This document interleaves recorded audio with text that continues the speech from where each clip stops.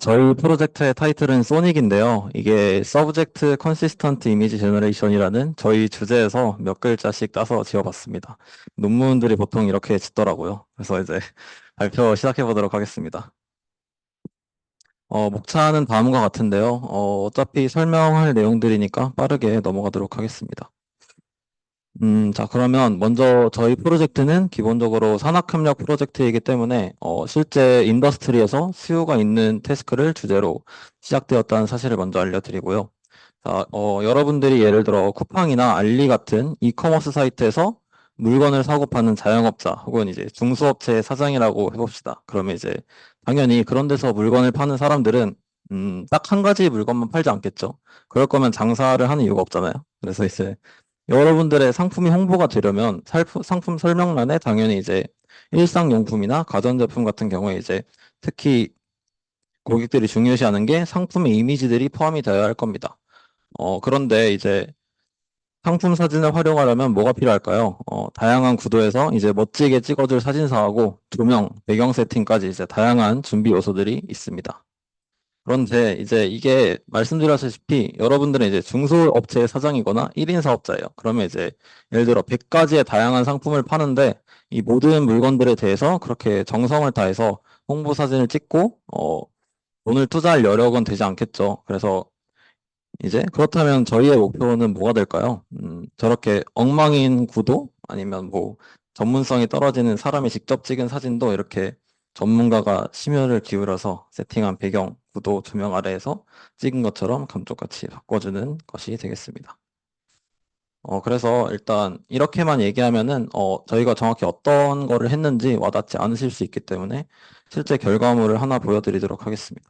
이제 무슨 저희가 뭘 했는지 좀 느낌이 오시나요? 그러니까 이제 그냥 사람이 이렇게 텐트를 펼쳐두고 사진을 이제 찍어주면은 저희가 이제 유저의 니즈를 반영하는 프롬프트를 받고 그 외에 저희의 모델이 추가적인 프로세스를 거쳐서 이렇게 오른쪽에 이미지처럼 하나의 완벽한 상품 마케팅용 이미지가 생성이 됩니다.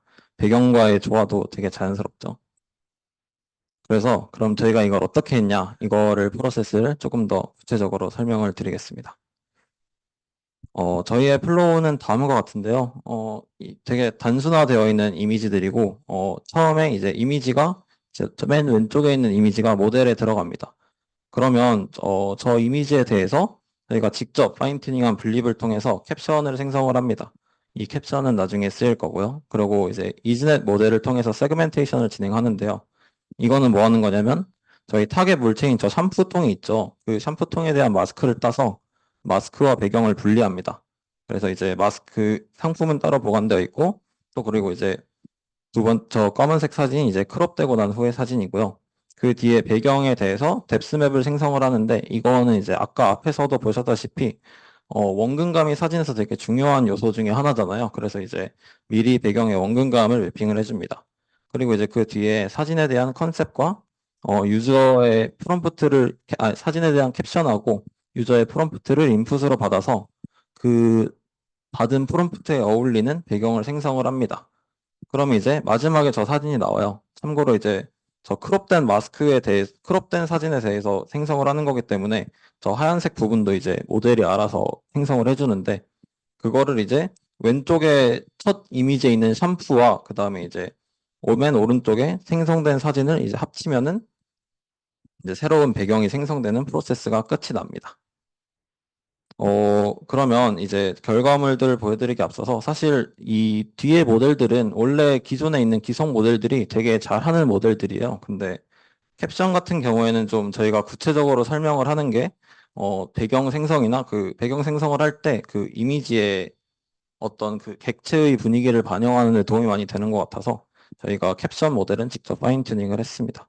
저희가 파인 튜닝을 한 방법은 저희가 100장의 이미지를 인터넷에서 크롤링을 하고요. 그리고 이제 그 이미지들에 대해서 비전 랭귀지 모델인 라바에게 설명을 해달라고 말합니다. 그러면 그 뒤에 이제 저희가 미리 이 라바에게 물어보기 전에 사전에 설정해둔 포맷이 있겠죠. 그럼 이제 그 포맷에 맞춰서 라바가 설명한 내용을 휴먼 어노테이션을 마지막에 진행을 해서 총 100장의 이제 이미지 캡션 데이터셋을 생성을 합니다. 그 다음에 블립2 모델에 튜닝을 했고요.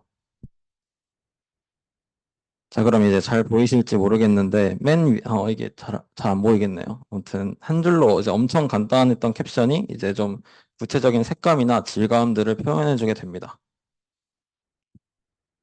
당연히 이제 이러한 캡션이 프롬프트로 들어가면 생성되는 배경에 영향을 끼치기 때문에, 왜냐하면 그 캡션과 유저의 프롬프트를 기반으로 배경을 생성하기 때문에 그 오브젝트의 분위기에 조금 더 어울리는 듯한 배경이 생성이 되게 됩니다. 이제 다음 슬라이드부터는 저희가 어떠한 물체들에 대해 배경을 생성해 봤는지 좀 쭈루룩 보여드리도록 할게요. 이게 처음에 제가 예시로 들어드렸던 저 샴푸 사진은 이렇게 생성이 되었고요. 그 다음에 뭐 욕조도 이렇게 멋지게 생성을 해봤고, 그 다음에 이제 이건 좀 멋있죠? 이게 할로윈 랜턴인데 좀 으스스한 숲의 분위기가 나게 이렇게 이미지를 생성을 해봤고요. 그다음에 뭐 이런 귀걸이 같은 사진 같은 것도 당연히 이제 이러한 천 같은 거 위에 올라가 있으면 당연히 더 보기가 좋겠죠.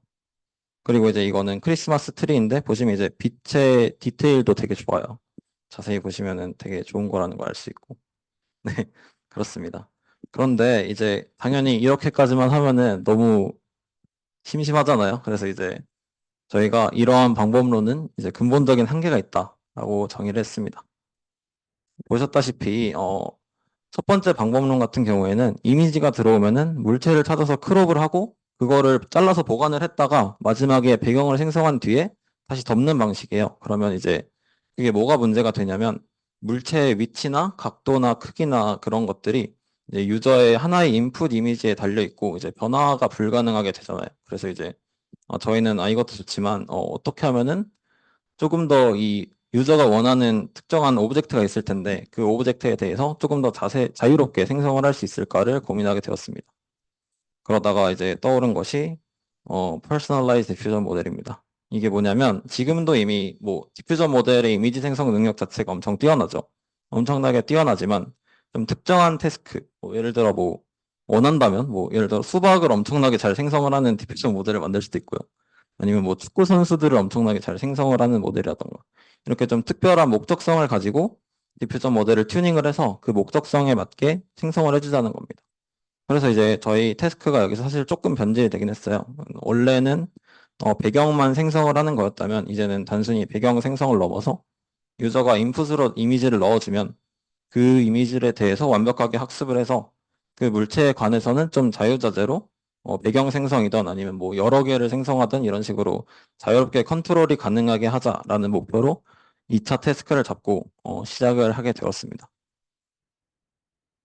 사실 이런 연구들이 이미 유명한 논문들이 있어요.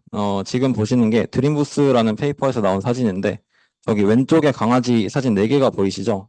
저렇게 왼쪽 강아지 사진 4장을 넣어서 모델을 학습을 시키면 그 뭐 강아지가 아크로폴리스에 있다라고 치던 수유학을 한다고 치던 잠을 자거나 뭐 미용을 받거나 바구니 안에 들어가 있거나 이런 것들이 프롬프트에 따라서 자유롭게 생성이 가능하다는 거예요. 근데 이제 여러분 당연히 이게 논문에 나온 것처럼 이렇게 이미지 4개만 넣고 띡 하고 프롬프트 입력하면 이게 잘 될까요? 당연히 아니죠.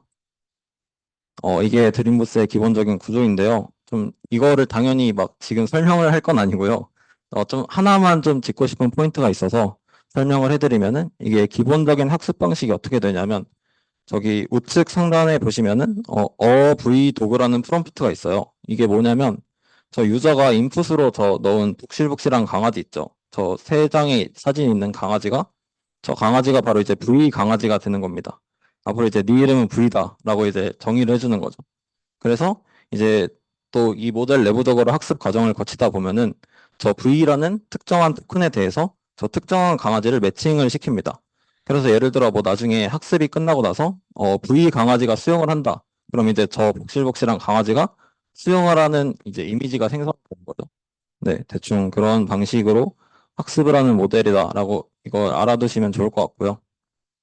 그다음에 이제 텍스추얼 인버전이라는 다른 페이퍼가 있는데 이거는 사실 그냥 비슷한 방식으로 진행되는 페이퍼라서 그냥 설명을 생략하도록 하겠습니다. 드림부스가 개인적으로 더 상위 호환이라고 생각을 하고요.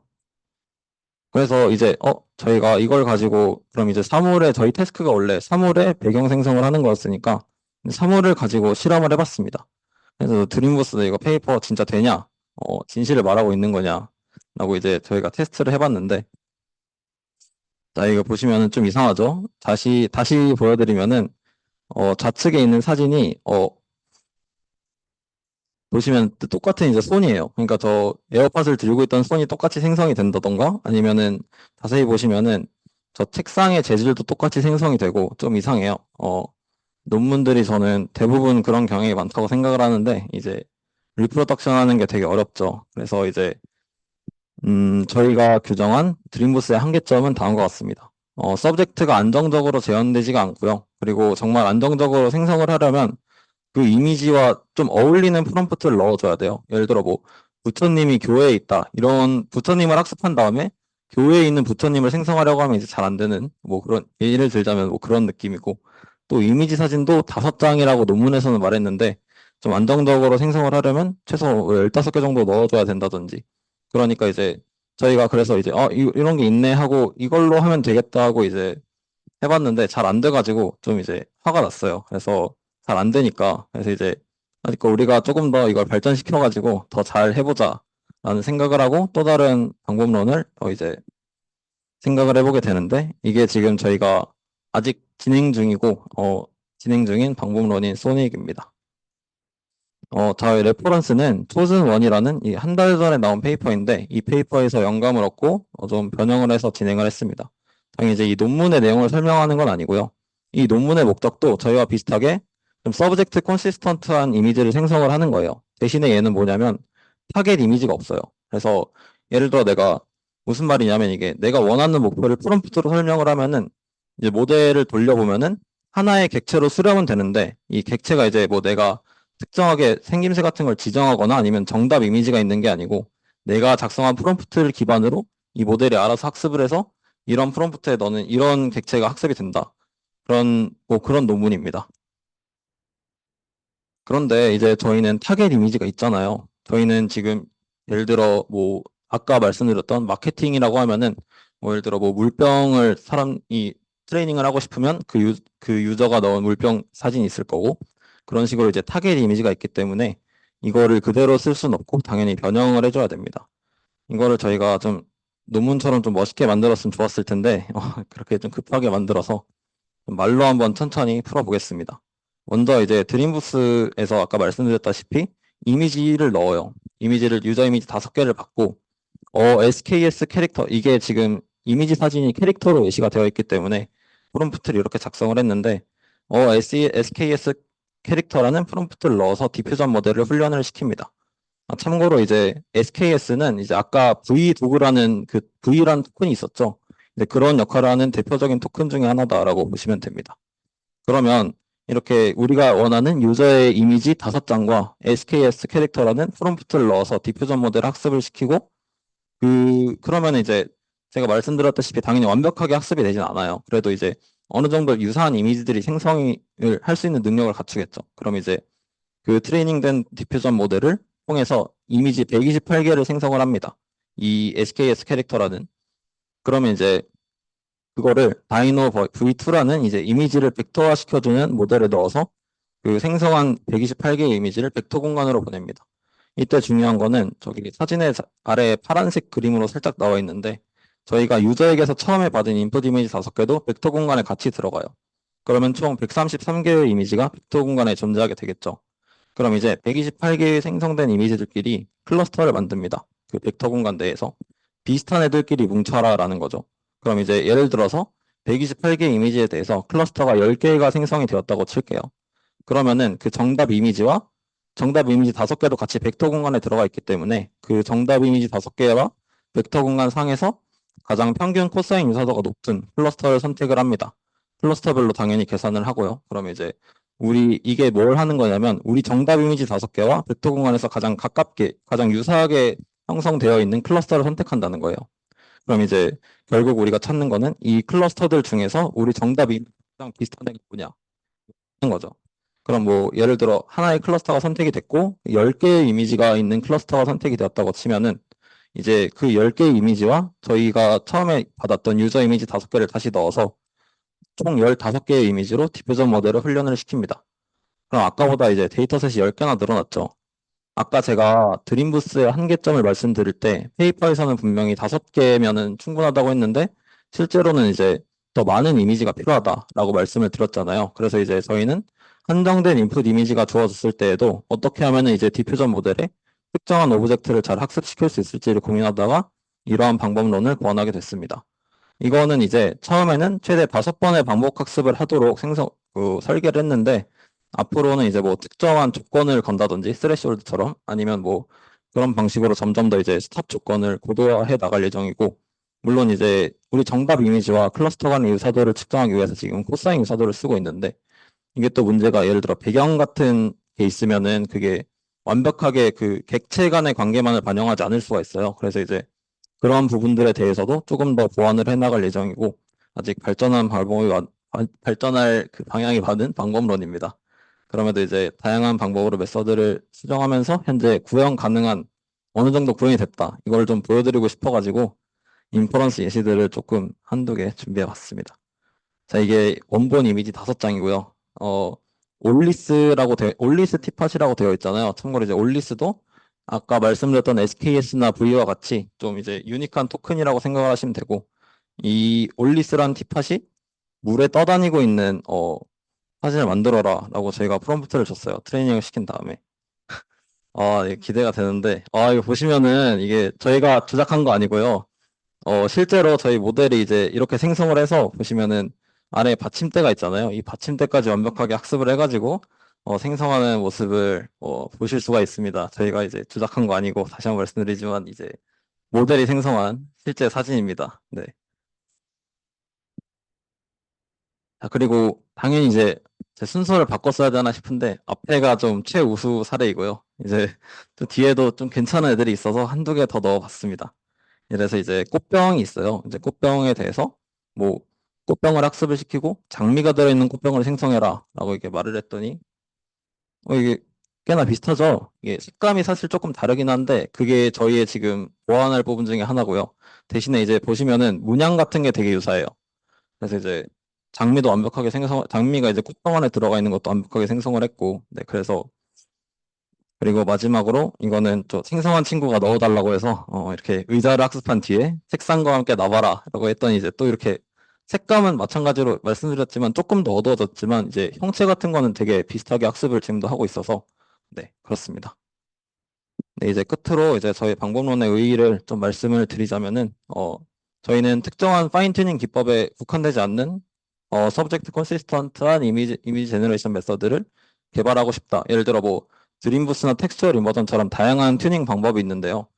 그런 것들에 이제 하나에 제한받지 않고 다양한 방법들에 이제 동시에 적용이 가능한 그런 메서드를 개발하고 싶고, 그리고 기존 드림부스나 이런 인버전들의 메서드는 유저의 인풋을 아까 말씀드렸던 뭐 SKS, V 같은 토큰에 이제 인베딩하는 수준에 그친다고 저희는 생각을 하고, 대신에 이제 저희는 연속적으로 저희가 원하는 아웃풋을 생성하도록 학습을 시켜서 디퓨전 모델이 아웃풋이 좀 이제 베리언스가 적게 베리언스를 감소시키는 것을 목표로 하고 있습니다.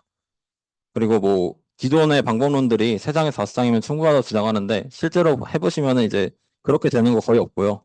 정말 이제 운이 좋거나 아니면 뭐 파라미터 같은 게 딱딱 맞아 떨어져야 되기 때문에 저희는 이제 실제 유저가 3장이나 5장 이미지밖에 제공을 하지 못하거나, 이게 또 10장이 있다고 해서 비슷한 구도나 뭐 비슷한 배경에서 촬영이 됐으면 사실 의미가 없거든요. 그래서 이제 그런 다량의 이미지가 효과가 없는 경우에도 유의미한 학습 데이터 증강을 제공하는 저희의 의의가 있고요. 대신에 이제 당연히 아직 한계점도 있는데 손의 경우에 루프를 반복함에 따라서 오버피팅이 되거나 잘못된 방향으로 한번 가이던스를 받기 시작하면은 이게 그 학습한 데이터를 이제 통해서 이제 출력한 이미지로 다시 학습을 하는 거기 때문에 한 번 가이던스가 좀 잘못되면은 좀 이를 복구하는 게 어려워요. 그래서 이제 아래와 같이 좀 다양한 방법들로 이거를 이제 극복하려고 노력을 하고 있고, 그리고 가이던스를 주는 방식이 지금은 아까 말씀드렸다시피 코사인 유사도를 사용을 하는데, 이게 좀 배경과 같이 오브젝트와 관계없는 요소들의 방해를 받을 가능성이 높아요. 그래서 이제 이를 극복하기 위해서 좀 다양한 방법론들을 고민하고 있습니다. 그래서 이제 저희의 타겟 뭐냐? 이게 내년 6월에 시애틀에서 CBPR이라고 비전 분야 최고의 학회가 열리는데, 당연히 이제 메인 페이퍼는 아니고요.